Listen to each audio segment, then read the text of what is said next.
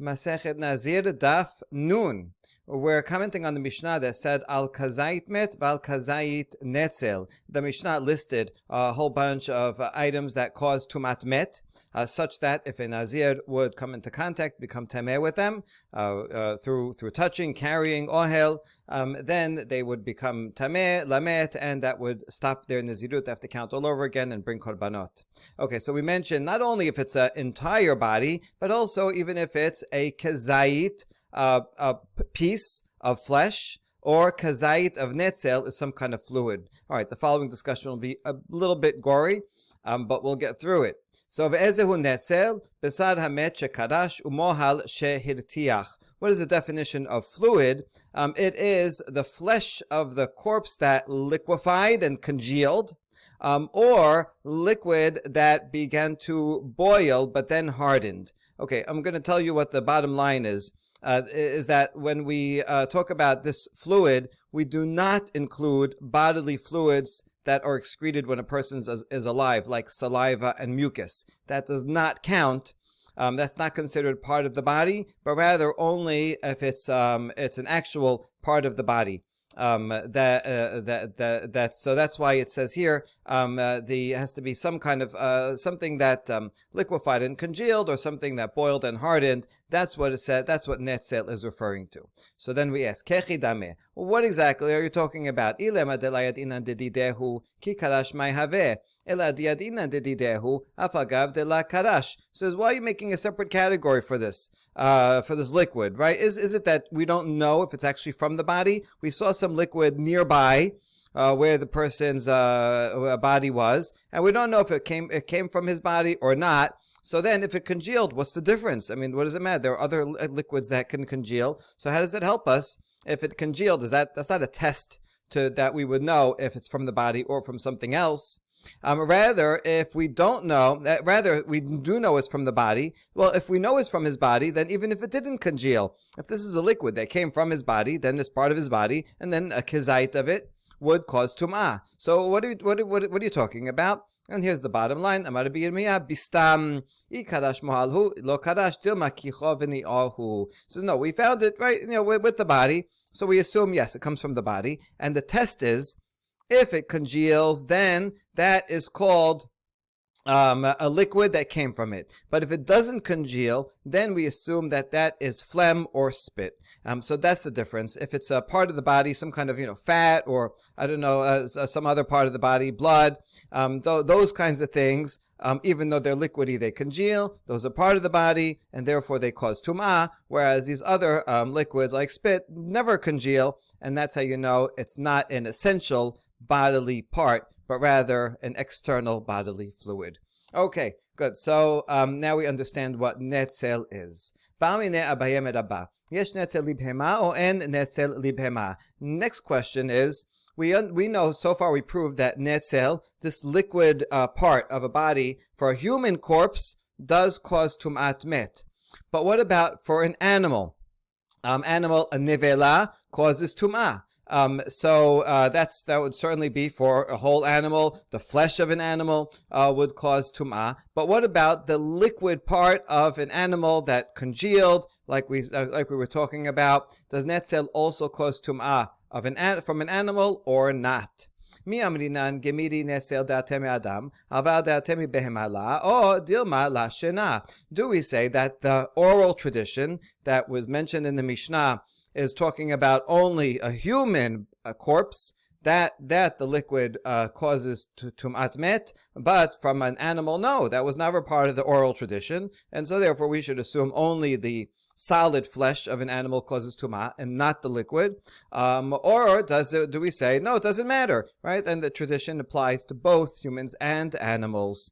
Okay, so that's the question. So now we're going to partially answer it and partially not.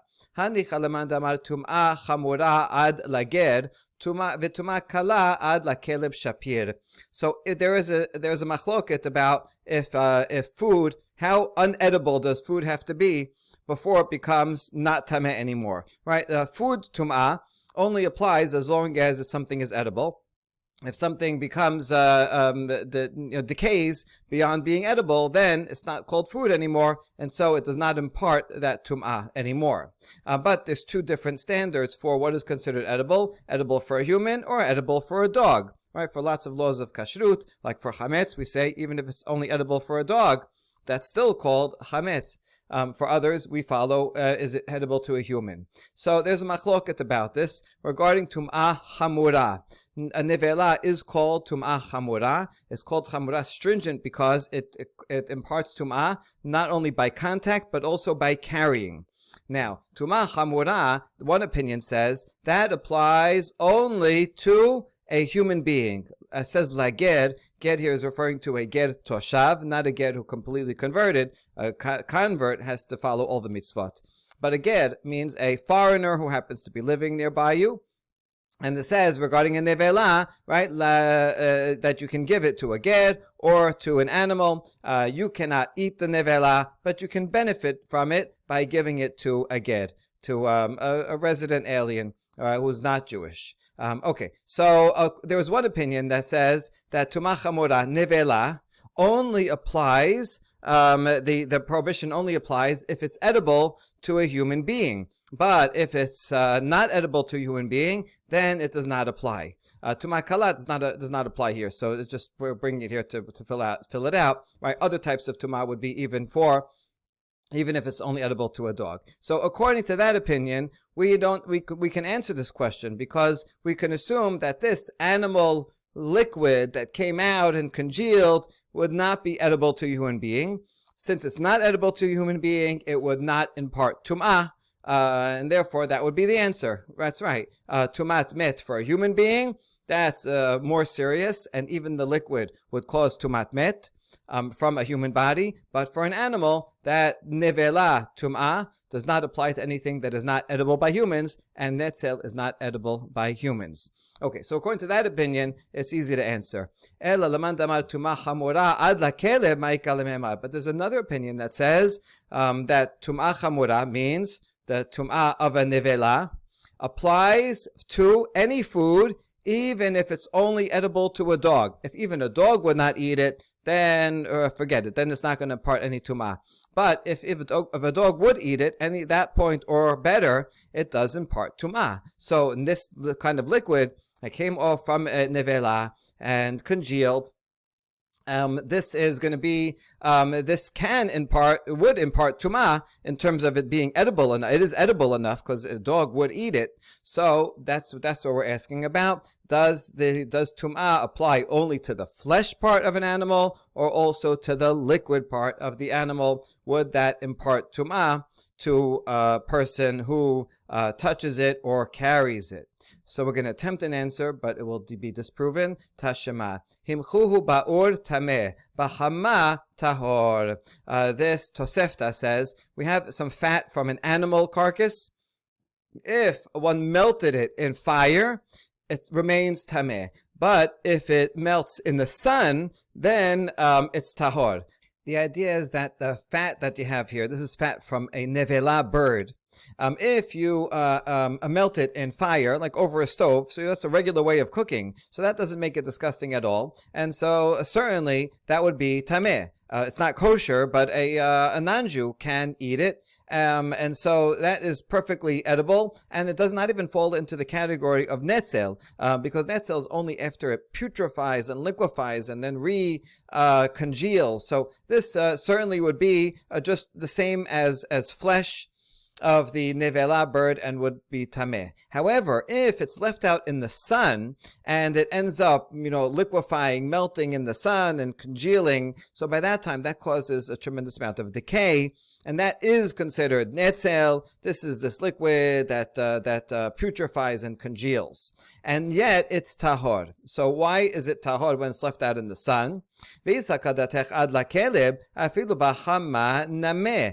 if you think that tum'ah of nevela extends as long as it's edible even to a dog, so when it's left out in the sun here, then it's no longer going to be edible to a human, but it is edible to a dog. So the other opinion that's before, that it has to be edible to a human, can explain this baraita easily. That if in the or, then it's tameh. because that's like flesh and it's edible. And the chama now it's not edible anymore. Because a human can't eat it. But according to the other opinion that says even if it's edible to a dog, it would impart tum'ah. But here it's tahor. So why? Why is it tahor? Even in the sun, it should also be tameh because a dog could still eat it. Oh, we can learn from here. That's because it's netzel, because it falls into the category not of flesh, but of this type of liquid that exudes and congeals. So because that's why. So the reason it's tahor must be not because it's not edible. It is edible to a dog. It must be because it's netzel. And so we can prove from here that the category of netzel tumah applies only to a human corpse, but not to an animal corpse. Is that a good proof? We say no. No,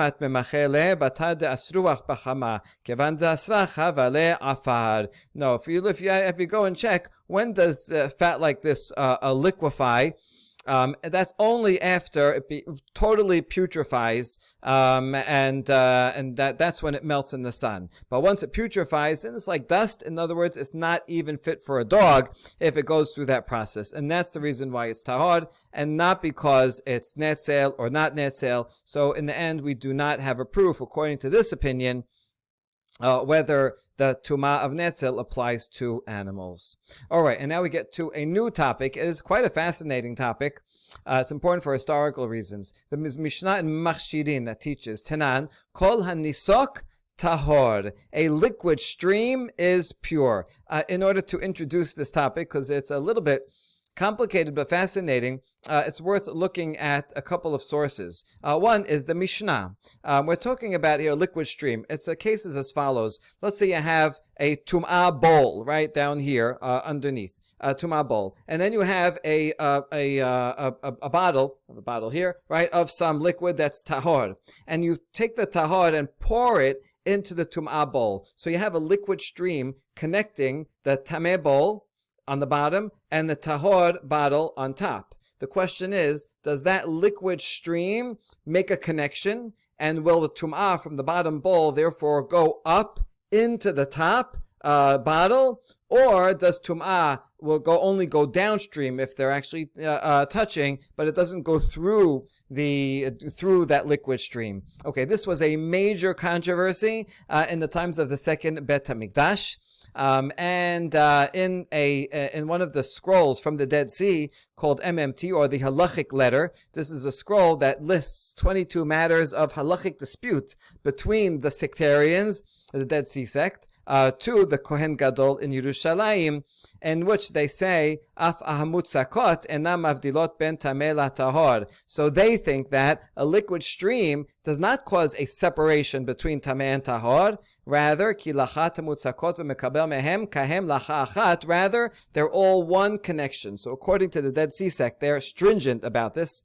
And they say, yeah, that liquid stream, whether it doesn't even if the bottom one is the one that's tameh, that causes a connection, and it's as if they're touching, because at that point, when it's being poured, that liquid stream connects them, and therefore they're all one, and the tum'ah can go from one to the other, and therefore the bottle on top will all become tameh. That's the sectarians say. However, the rabbis do not agree to that. And the rabbi's opinion is recorded in this Mishnah that says, the Sadokim. This is very interesting because the Mishnah here quotes the Sadducees, who have the same opinion as the Dead Sea sect. And so the Mishnah is quoting the Sadducees, complaining about the Pharisees. The Pharisees are the same as the rabbinic opinion. It says, we complain that you say that the nitzok is tahor, that the liquid connection, you think it's fine, because you don't think that a liquid connection is connected. You think it makes a break. And then the Pharisees answer them and says, well, your position makes no sense, as impossible to live with, because if you have an aqueduct and the aqueduct passes through a cemetery, anywhere, even downstream, it will cause the entire aqueduct to become tameh. And in Roman cities, they had plumbing, in which, so if you have like a modern city with plumbing, if anyone tameh anywhere in the system touches some water, then it will go upstream throughout everywhere and make all water tameh throughout the entire system, and it will be impossible to live in any kind of modern city or Roman city. Maybe that's precisely why the Dead Sea sect went and lived in the near the Dead Sea, so they wouldn't have to worry about this. Okay, so that's just a little background to understand the liquid stream, although the sectarians say it is a connection, but the rabbis say it is not a connection. Okay, so that's good for water and other liquids. So here's the Mishnah says, Kol hanisok tahor. All liquid streams are pure, meaning they do not connect the two vessels, right? A liquid stream is not a connection. However, the Mishnah adds, Chutz midevash hazifim vehasapichit, except for zifim honey and batter, right, of flour mixed with honey. So this honey comes from this place called Zif, and apparently this was very thick honey. And so honey is viscous, and so it's somewhere in between a liquid and a solid, right? Two solids that touch each other will impart tum'ah, but liquids do not cause tum'ah to transfer. So these things in between, honey and batter, in fact, do cause tum'ah to transfer. Right? So they are not tahor, they are tameh. Okay, so that's the halacha regarding honey. Now, that's the beginning. That's Tanakama. Bet Shammai omerim, af hamikpa shel girisin v'shel ful, mipnei shehi soledet la'achareha. Bet Shammai is a little bit more machmir, and they say also a stew made out of crushed beans or whole beans. This kind of stew, you can imagine a ful, like a bean soup or bean stew, is very it's liquidy, but it's quite thick. And therefore, when you pour, right, you ever try to pour some kind of a thick soup or stew, so then as you're pouring, if you stop pouring, some of it goes back into the bowl, right? Unlike water, that the second you stop, anything that, past the lip is going to fall. But for stew, just like for honey, right? When you start pouring, ever try to pour honey, it doesn't work. You can never stop pouring it, because every time you stop, right, more, some wants to come out, some goes back in, because it's so connected. So Bet Shammai says that this bean stew, even though it's less sticky than honey, but that also is considered like a solid. Whereas Tanakama, assuming Bet Hillel, would say no, it's more liquidy. Stew is more like a liquid and will therefore not form a connection. Whereas honey is more sticky and therefore will form a connection. So interestingly, Bet Shammai is machmir about this. That is interesting because Bet Shammai reflects an earlier layer of the halacha and is a little bit closer to the sectarian view that says even liquids are cause a connection. So Bet Shammai disagrees with that. He's part of the Pharisaic camp, but within the Pharisaic camp, Bet Shammai is a little bit more stringent to say that even something somewhat liquidy, but a little bit solid, like stew, is going to be stringent and say that's like a solid and does create a connection. Whereas Bet Hillel says no, only something that's very sticky, like honey. All right, so that's the background. Now, based on that, we have a question. Ba'ed ami bar chama, yesh nisok le'ochalin o en nisok le'ochalin? Mi amrinan mishum di'it behuriri vehanelet behuriri o dilma mishum desmichin hu vehacha ha-semichin? Rami bar chama asks, do we apply the law of liquid connection to foods? He means food that's melted. Let's say you have some fat and it's melted. So fat as a solid will transfer tum'ah, but now that you melted it, what do we say about that? Do we consider it like water, like a regular liquid? Or do we consider it kind of like honey, that's thick and viscous? So do we apply the law of nisok and it will make a connection? Or do we say, no, there's no connection for food that melted? Now, here's the two sides of the question. Do we say that since it has riri, means flow or stickiness, that it would flow backwards? And that's the reason why honey, it does make a connection, and this fat that melts does not have that stickiness, such that when you pour it, right, when you pour honey and then you stop pouring it, so some of it goes back into the container because it's so sticky. So maybe that's the reason why the Tanakama says honey is considered a connection. and liquids are not. So if that's the reason, then melted fat would be like water and would not make a nitzok connection. In other words, if it was tahor connected to tameh, the tahor would remain tahor. Or do we say, no, the reason that honey does make a connection is because it's thick and viscous, and the melted fat is not watery, it's pretty thick.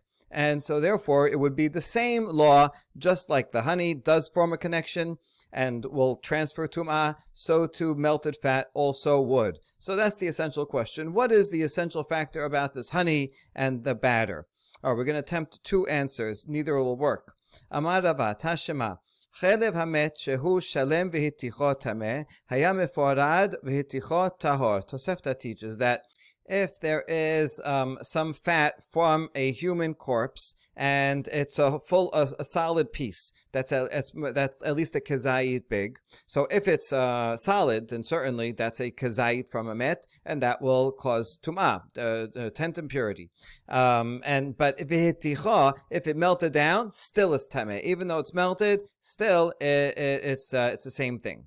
However, if it was separate pieces and each piece was less than a kezayit, so then each piece by itself is not going to cause tent impurity. But if you melted it down, and even if you melt it down, still tahor, right? So the melting of it down does not make it turn it into one piece. Our proof is going to be from the first case. If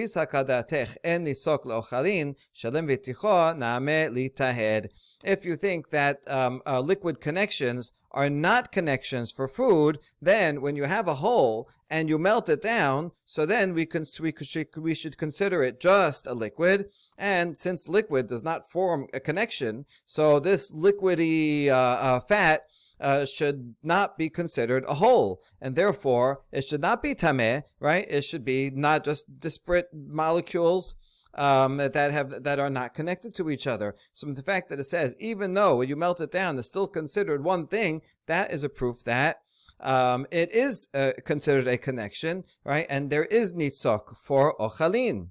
Is that a good proof? Amar Rabbi Zera, ana omor bered Ravina targimna. Rabbi Zera says, no, it's not a good proof, because myself and also More the son of Ravina, when we looked into this case, we explained that this Tosefta is dealing with the following scenario. We're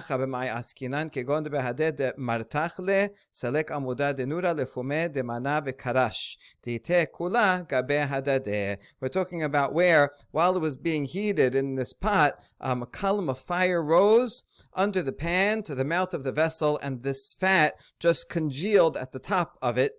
So actually, it never melted and got all over the place. It just rose to the top and congealed on the top, and there was never a stream. So therefore, that's the reason why that he melted it. It remains tameh because it always remained one congealed piece altogether.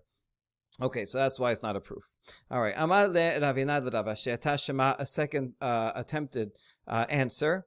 Bet Shammai omerim af hamikpa shel gerisin shel ful mipnei shehen soldin le'acharehen. Maybe we can learn from the second part of that source, which was Bet Shammai's opinion, and assuming for the second that Tanakama and Bet Shammai would agree in principle. Bet Shammai said that this bean stew does form a connection because it turns backwards. When you when you pour it and stop, then some of it goes back up. So that means it has that sticky factor. And so, assuming that the Tanakama would agree, so they would also say the main thing that causes honey to form a liquid stream is that it has that stickiness factor, that it goes back up. But if it was any other kind of food that was melted, and even if it's thick but it doesn't have that stickiness factor, then it would be more like water and would not make a liquid and would not make a nitzok connection. So that's what it would seem. And according to that, the only difference of opinion is bean stew, does it have that? Does it turn backwards sufficiently, or does not turn backwards sufficiently? So that would seem to be an answer to the question, that basically it has to be like honey, but otherwise liquid general liquid, melted food would not form a connection, but then we reject that. Midi iria hata mishum dismichin, hacha mishum riri. Not necessarily the same. In other words, Tanakama doesn't necessarily agree with Bet Shammai. Maybe according to Bet Shammai, he has this thing that has to go backwards. But there, in the case of the honey, maybe the honey is a connection because it's thick, and so in fact, according to Tanakama, anything thick would form a connection. Whereas here, Bet Shammai said, no, it's because of the flow that it returns backwards, and that's why because it's sticky. But they might have had a different reason than Tanakama. So we can't really tell what Tanakama thinks based on this source, and so we leave it open. And then we get to the last connection, the last section, Ve'ad melo tarvad rakav. The Mishnah mentioned that the amount of dust from a corpse that would cause tumat met for tent impurity that would affect the Nazir as well is a ladleful. So how much is a ladleful? V'kama shi'uro. Chizkiah amar melo pisat hayad. Rabbi Yochanan amar melo hofnav. So Chizkiah said it would be the amount that you could fit in a palm without the fingers, just the palm. Whereas Rabbi Yochanan says handfuls. Handfuls might actually mean 2 hands, or maybe just mean 1 handful. Let's just say 1 handful for simplicity's sake to contrast them. Okay, so Hizkiah says basically half a hand, only the palm, and Rabbi Yochanan says the entire hand, what you can fit in the whole fist. Tenan, the whole open hand. Tenan. מלוא תרבד רקב שמרו ישנן מעיקר אספיותיו ולמעלה דיבר רבי מאיר. חכמים אומרים מלוא חופניו. So after we brought these 2 Amoraim, now we're going to bring a Braita that has 2 opinions of Tanaim that say that this ladle full of dust that they said this is from the edge of the fingers and upwards, which seems to mean from the edge of the fingers, right, where it meets the palm, and upwards to the tips of the fingers, according to the Bimeir. Hachamim say, Melochofnav, an entire handful. All right, so now we have these 2 Amoraim and these 2 Tanaim. Do they match up? Bishlama Rabbi Yochanan hu damar kerabanan. So Rabbi Yochanan says the exact same thing as Rabbanan. They say the same words, right? Melo chofnav. So it doesn't matter whether it means 1 handful or 2 handfuls, like this, right? So that's a full amount. Rabbi Yochanan follows Hachamim. Ela Chizkiah keman. Lo k'Rabbi Meir v'lo k'Rabbanan. But Chizkiah that says a palm full, well, that doesn't follow Rabbanan, who says a whole hand. It also doesn't follow Rabbi Meir, who says just the fingers, a fingerful. A palmfuls, that's different from fingerful. So Chizkiah, who are you following? And we have an answer. Amre melo pisat yad, melo kishres beotav lemala had shiurahu. In fact, it's the same amount. It's both half a hand. Whether it's the palm or the fingers, those are equal to each other. So in fact, Chizkiah, it can be following the Bimeir. Okay, that seems to answer the question. But then we raise a simpler answer and wonder why we didn't say the simpler answer. Amar Rav Shimi bar Ada l'Rav Papa. Mimai dehai mikishre espeotav u'lema'la lerosh. Dirma lemata midide dehava le milo pesat hayad. Teku. So Rav Shimi bar Ada says to Rav Papa, why were they assuming in this discussion above that when it says from the fingers and above, that meant from where the fingers attached to the palm and above to the tips? Maybe it meant the opposite. Maybe it means from the fingers, where that line where the finger is attached to the palm, and above means towards the arm, right? Lemala, just this question of are you holding your hand up, or is it down by your side? If it's down by your side, then you can understand this. Milo Pesat Yav said Milo Pesat Yav here said. Rabbi Meir says, Meikar espeotav ulmala means from the base of the fingers, if your hand is facing down, and above means to the wrist. That means your palm. And so in fact, they would be saying exactly the same. Chizkiah says your palm, and Rabbi Meir says the same thing, from the edges of the fingers to the wrist, which is also the palm. And therefore, they're exactly saying the same thing. You didn't even need to ask this in the first place. And so we end with a teko, meaning we don't have an answer to this. This is an unusual use of teko. It's not that we ask a halachic question, we don't know what the answer is. We actually have an even better answer. So we're wondering, why did they even bother giving this forced answer that the fingers are the same as the palm, when they could have just explained to mean the palm itself, and so we leave that standing. Baruch Adonai le'olam, amen ve'amen.